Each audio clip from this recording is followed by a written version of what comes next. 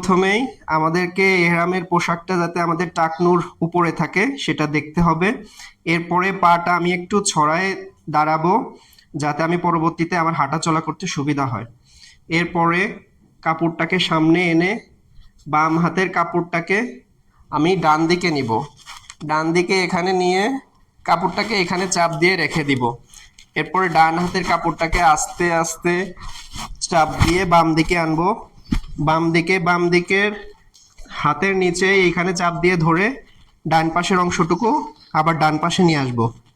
যখন নিচের দিকে এখানে সমান হবে তখন কাপড়টাকে উপর থেকে পেঁচাতে পেঁচাতে নিচের দিকে নিয়ে আসতে হবে। এটা একটু শক্তভাবে করতে হবে যাতে পরবর্তীতে কাপড়টা খুলে না যায়।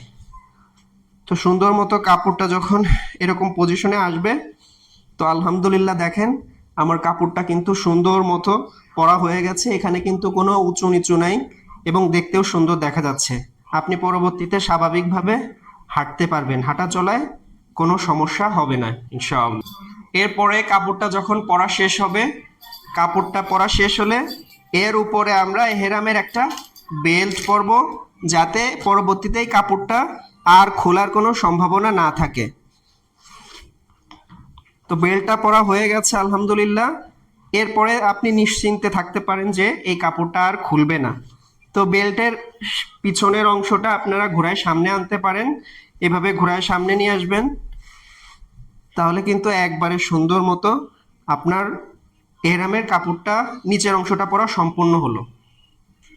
এরপরে উপরের যে চাদরের অংশটা সেটা আপনি বাম দিক থেকে ডান ঘোড়ায় ডান পাশ দিয়ে বাম পাশের কাঁধের উপর দিয়ে দিলে আলহামদুলিল্লাহ আপনার এহরামের কাপড়টা পরা সম্পূর্ণ হলো। তো এহরামের কাপড় পরার আগে আপনি অবশ্যই পাক সাফ হয়ে শরীরের অপ্রয়োজনীয় পশম নখ এগুলো কেটে গোসল করবেন। গোসল করার পরে শরীরে সুন্দরভাবে আতর লাগাবেন, এহরামের কাপড়ে আতর লাগাবেন না।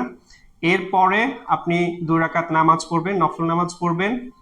নফল নামাজ পড়ার পরে আপনি টুপি খুলে কেবলামুখী হয়ে এহরামের নিয়ত করবেন। এহরামের নিয়ত এভাবে করতে পারেন, হে আল্লাহ আমি আপনার সন্তুষ্টির জন্য উমরার এহরামের নিয়ত করছি, আপনি সহজ করেন, কবুল করেন।